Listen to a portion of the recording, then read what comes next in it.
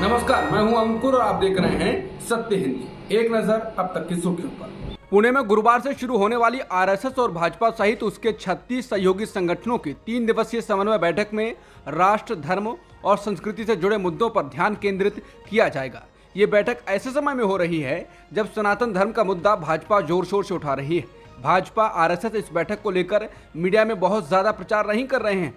अन्यथा ऐसी बैठकों की मीडिया कवरेज को दोनों ही संगठन बहुत महत्व देते हैं। बैठक 16 सितंबर को समाप्त होगी। आरएसएस के संचार प्रमुख सुनील आम्बेकर ने कहा है कि इसमें वर्तमान राष्ट्रीय और राजनीतिक विकास और सामाजिक परिवर्तन के लिए काम कर रहे आरएसएस प्रेरित संगठनों द्वारा संभाले जा रहे प्रमुख मुद्दों पर चर्चा होगी। इस बैठक में भाजपा का प्रतिनिधित्व पार्टी प्रमुख जेपी नड्डा और महासचिव बीएल संतोष करेंगे। आरएसएस की ओर से बीएल संतोष भाजपा में भेजे गए हैं, जो संघ और भाजपा के बीच समन्वय का भी काम करते हैं। पीएम मोदी गुरुवार को सबसे पहले मध्य प्रदेश के बीना में Bharat petroleum corporation limited refinery में 49,000 करोड़ रुपए के पेट्रोकेमिकल कॉम्प्लेक्स की आधारशिला रखेंगे। इसी प्रोजेक्ट के तहत एमपी में 10 नई औद्योगिक परियोजनाओं की आधारशिला शामिल है। यानी एमपी में विकास की जो गंगा गुरुवार को बहाई जाएगी, वो काम भविष्य में होने हैं। हालांकि बीपीसीएल ने कहा कि ये प्रोजेक्ट एमपी में कौशल विकास में महत्वपूर्ण योगदान देगा और सिर्फ निर्माण के दौरान ही 15,000 नौकरियां पैदा होंगी।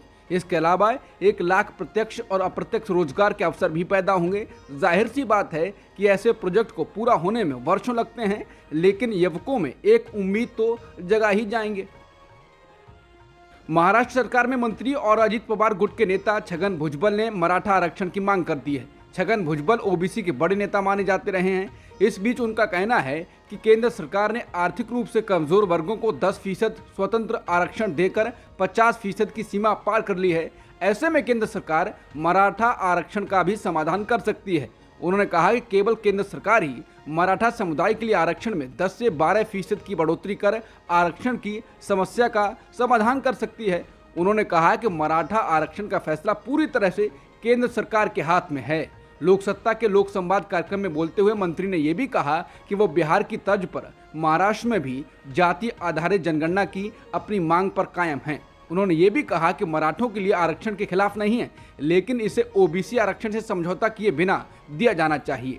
पिछले दिनों भुजबल ने यह कहकर सनसनी फैला दी थी कि एनसीपी सुप्रीमो शरद पवार ने ही उन्हें सरकार में शामिल होने के लिए कहा था। भुजबल ने यह भी कहा था कि उन्होंने ज्यादा से ज्यादा मंत्री पद लेने की सलाह दी थी। अब भुजबल ने मराठा आरक्षण का हल केंद्र सरकार के हाथों में होने की बात कह दी है, जिससे बीजेपी कहीं न कहीं फंस सकती है और जाति आधारित जनगणना की मांग भी कर दी है। ये कुल मिलाकर बीजेपी से इतर बयान है। कश्मीर के अनंतनाग में बुधवार को सेना और जम्मू कश्मीर के 3 अधिकारियों के शहीद होने पर विपक्ष ने केंद्र सरकार पर निशाना साधा है। दरअसल बुधवार को जब कश्मीर से सेना के एक कर्नल, मेजर और पुलिस के एक डीएसपी की मौत की खबर सामने आई, तो बीजेपी मुख्यालय में G20 के सफल आयोजन का जश्न मनाया जा रहा था। कांग्रेस ने सोशल मीडिया पर एक तस्वीर शेयर की है, जिसमें एक ओर पीएम मोदी पर फूल बरसाए जा रहे हैं, तो तस्वीर के दूसरे हिस्से में जवानों के शव को लोग कंधा दे रहे हैं। कांग्रेस ने तस्वीर के साथ लिखा है, ये देश के प्रधानमंत्री हैं। शिवसेना के उद्धव बाला साहेब ठाकरे गुट के नेता संजय राउत ने कहा है कि बीजेपी कार्यालय में एक उत्सव मनाया जा रहा था और बीजेपी कार्यालय में कार्यकर्ता पीएम पर फूल बरसा रहे थे। G20 की सफलता का जश्न हो रहा था। हम भी चाहते हैं कि अगर उन्हें लगता है कि G20 सफल रहा तो फूल बरसाए जाने चाहिए, लेकिन उसी वक्त आतंकवादी हमारे जवानों के ऊपर गोलियां बरसा रहे थे। आरजेडी नेता शिवानंद तिवारी ने मोदी सरकार पर हमला बोला है। उन्होंने कहा कि मणिपुर में आग लगी है, श्रीनगर में सेना के अफसर वीर गति को प्राप्त हुए और बीजेपी कार्यालय में उत्सव मनाया जा रहा था। सरकार इस तरह से चलती है। देश के प्रधानमंत्री मुखिया की कोई जिम्मेदारी नहीं कि देश के कोने में आग लगी है। उनको कोई चिंता नहीं कि सेना के लोग मारे जा रहे हैं। फूल बरसाओ और भगवान का दर्जा दो। इससे पहले कांग्रेस प्रवक्ता पवन खेड़ा ने कहा कि आज जिस समय सीमा पर हमारी सेना के 3 अधिकारियों के शहीद होने की दुखद खबरें आ रही थीं, उसी समय बीजेपी हेडक्वार्टर में बादशाह के लिए जश्न की महफिल सजी थी। चाहे कुछ भी हो जाए, प्रधानमंत्री अपनी वाहवाही को टाल नहीं सकते। कांग्रेस सांसद गौरव गोगोई ने असम के मुख्यमंत्री की पत्नी पर जमीन खरीदने के लिए केंद्र सरकार से सब्सिडी प्राप्त करने का आरोप लगाया। इसके बाद असम के मुख्यमंत्री हिमंता बिस्वा शर्मा ने अपनी पत्नी रिनिका भुइयां शर्मा के खिलाफ आरोपों का खंडन किया है।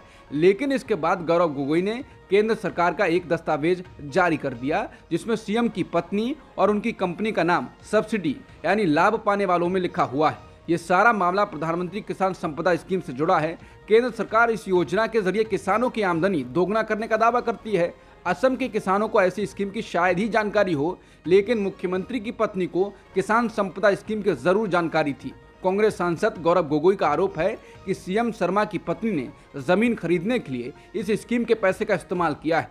असम में कोलियाबोर सीट का प्रतिनिधित्व करने वाले गोगोई ने आरोप लगाया कि केंद्र ने रिंकी शर्मा द्वारा संचालित एक निजी कंपनी को 10 करोड़ रुपए की सब्सिडी दी। उन्होंने ये भी आरोप एक रिपोर्ट के आधार पर लगाया जिसमें कहा गया कि भुइयां की कंपनी प्राइड ईस्ट एंटरटेनमेंट ने शर्मा के बतौर सीएम कार्यभार संभालने के 9 महीने बाद फरवरी 2022 में कालियाबोर मौजा में लगभग 10 एकड़ कृषि भूमि खरीदी थी।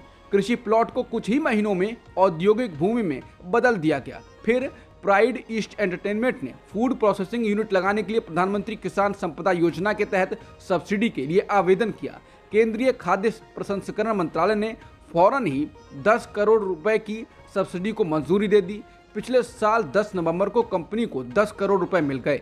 एक सामान्य किसान को क्या 10 करोड़ की सब्सिडी इतनी आसानी से केंद्रीय योजना में मिल जाएगी? कांग्रेस और गौरव गोगोई का यही सवाल है। ईडी ने जनता दल यूनाइटेड यानी जेडीयू के बिहार विधान परिषद सदस्य यानी एमएलसी राधाचरण शाह को उनके खिलाफ धन शोधन मामले की जांच के तहत बुधवार को उनके आवास से गिरफ्तार कर लिया। समाचार एजेंसी पीटीआई की रिपोर्ट के अनुसार राधाचरण शाह की गिरफ्तारी उनके खिलाफ मनी लॉन्ड्रिंग केस में चल रही ईडी की जांच के सिलसिले में हुई है। ईडी के एक अधिकारी ने बताया कि राधाचरण शाह को दिन भर चले सर्च ऑपरेशन के बाद पीएमएलए कानून के कई कड़े प्रावधानों के तहत गिरफ्तार किया गया है। अमेरिकी विदेश मंत्री एंटनी ब्लिंकन ने कहा है कि भारत और अमेरिका के बीच रणनीतिक संबंध कभी इतने गहरे और गतिशील नहीं रहे। ब्लिंकन ने कहा कि अमेरिका भारत के बीच रणनीतिक साझेदारी कभी भी इतनी अधिक गतिशील नहीं रही है। हम सेमीकंडक्टर से लेकर रक्षा सहयोग तक हर चीज पर साथ काम कर रहे हैं। उन्होंने कहा कि बाइडेन प्रशासन ने भारत, जापान और ऑस्ट्रेलिया के साथ क्वाड साझेदारी को बढ़ाया है ताकि टीके बनाने से लेकर समुद्री सुरक्षा को मजबूत करने और जलवायु परिवर्तन की चुनौतियों से निपटने तक हर मुद्दे पर साथ काम किया जा सके। लीबिया के देरना शहर के मेयर का कहना है कि देश में अचानक आई बाढ़ से लगभग 20,000 लोगों के मारे जाने की आशंका है। रविवार को आई इस विनाशकारी बाढ़ ने देश के पूर्वी इलाके में भीषण तबाही की स्थिति पैदा कर दी। बंदरगाह शहर देरना के मेयर ने सऊदी न्यूज चैनल अल अरबिया को बताया कि 2 बांधों के टूटने से आई बाढ़ में लगभग 18 से 20,000 लोगों के मरने का अनुमान है। जब ये बांध टूटे तो लोग सो रहे थे और बाढ़ सुनामी की तरह आ गई। अब तक की खबरों में इतना ही। बाकी खबरों के लिए बने रहिए सत्यहिंदी.com के साथ।